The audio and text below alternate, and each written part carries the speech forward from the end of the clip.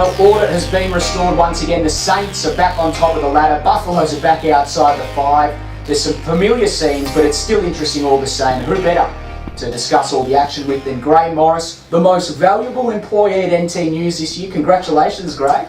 So they tell me, yes, the award last Friday night. Very surprised. Well, as we spoke about on Saturday, it was Saints that were totally dominant against Nightcliff. They destroyed them. I want to have a bit of a grouse here. Cameron Islet, he's been such a good player for St Mary's for such a long time.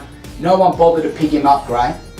No one, that's right. He bought his own football, David, and destroyed Nightcliff once again. There was a bit of needle on this game. They probably didn't look to be from the outside, but I know for a fact that St Mary's were pretty keen to reverse the result from the first round. They just thought Nightcliff got a bit too excited about that particular win, so that's the word I get anyway. Did you expect that, Gray?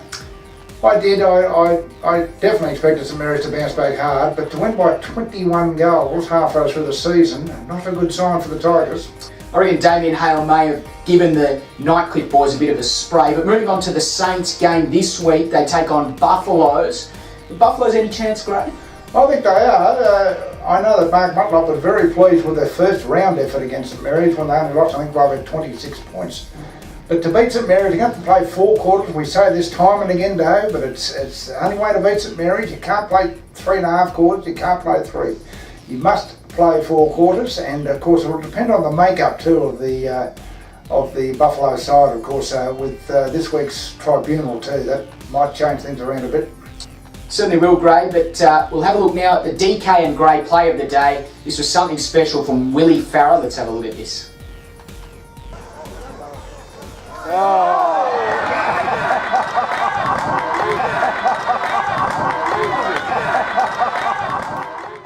Incredible vertical leap there from Willie Farah. He's something else, Gray, but the Districts were good winners against Waratah on the weekend, and I can tell you, Gray, that Aaron Wasley-Black, he was still intact after the game. A few of the boys were seen on Mitchell Street, and all's well that ends well, as they say, and they're all having a bit of a laugh. I did get this photo though, and thought that was rather humorous. And moving forward, Districts played Palmerston on the weekend, and yes, another big game. A couple of teams inside the top 5. Districts in 2nd position now, and Palmerston still in the top 5 in 4th position.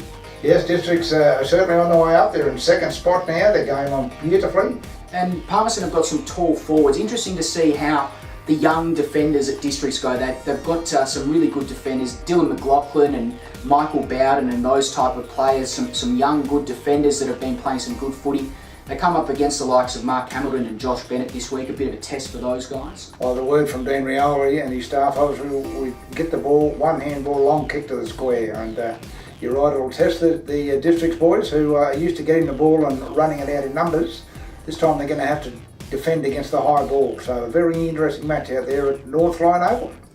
Speaking of tall forwards, Adam Cook was the one that kicked the ceiling goal there for Wanderers on the weekend, and they ended up getting the points against Tiwi in slightly controversial circumstances, but that made it back-to-back wins, Gray, for the Mucks, and I spoke with their coach Andrew Hodges during the week and asked him whether they'd take confidence into the match after their last 2 wins.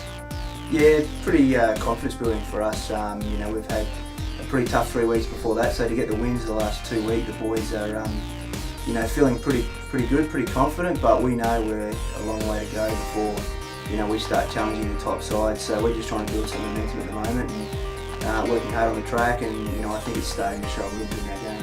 Structurally, a few changes. Thomas Motlop, I enjoy his new role. What motivated you to make that move, particularly when you personally were under the pump as a coach? I think Thomas and I were thinking the same sort of thing. He started the season fantastically and got a lot of pressure, a lot of attention after that with some hard tags, and the game against Districts wasn't our best game, and the last quarter we threw him back to try and free him up, and it worked for us in the last quarter. So Thomas and I on a Wednesday night before the Buffs game sort of discussed it. We were thinking the same thing, and we just said, hey, let's run with it for a little bit and see how it goes. But his experience and his leadership down back has been fantastic for us, because we have had a very young back line this season. So to put him back there and show a lot of leadership like he has, and he still manages to go forward and kick goals, so it hasn't really hurt us too much. Wanderers coach Andrew Hodges there, thanks for his time. They come up against Waratah this week. who are a harder prospect with Luke Harder in the side, Gray. I thought he was good on the weekend, and I reckon Waratahs are a very good chance this week. Yes, Harder definitely makes Waratahs harder, doesn't he?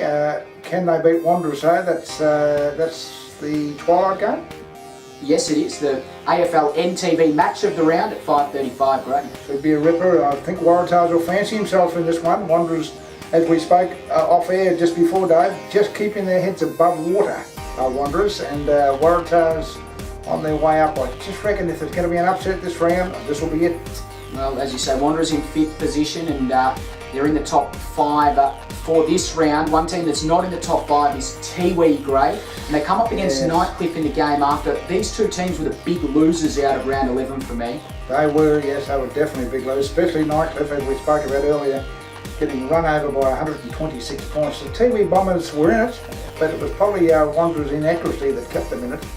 And certainly they're going to have to start playing that run-on football they've been renowned for the last 8 years. There's something not quite working at the Tiwi Bombers. If it doesn't start working soon, Dave, they're going to be spectators in March. 43 goals between these two sides the last time they met over on Bathurst Island.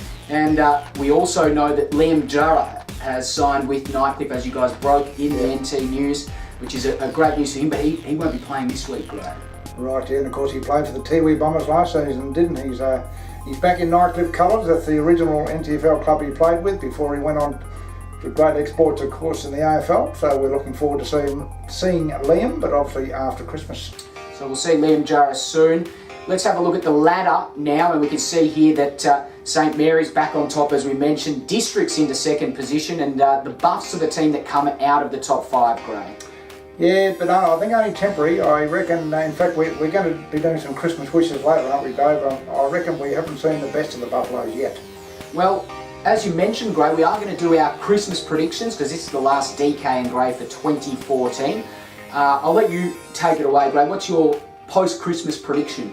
Post-Christmas prediction is that Palmerston will play a very big part in the finals, as I predicted. You may recall in round 1 when they were beaten. I think the Maggies will be right up there this year. Dan Rioli's got them playing confident football. He's got depth behind him for the first time. And I think the Buffaloes will make the 5. I think Mark Motlop has got his crews tuned in now to what winning is all about. He's got depth, he's got experience, he's got pace. All he probably needs is a good marking forward in the form of Luke Clark. But I think the Buffaloes will definitely play in the finals. Interesting prediction, Gray. My prediction not so interesting. I think that St Mary's are still too good for anyone, and I think that they will make it through the rest of the season without being defeated. But that's just my view, Gray, and I'd love to see the competition remain close. But from us here today, Gray, and from everyone here at AFL NT and NT News, Merry Christmas, safe holidays, and enjoy the break. We'll be back in 2015, bigger and better than ever on DK and Gray.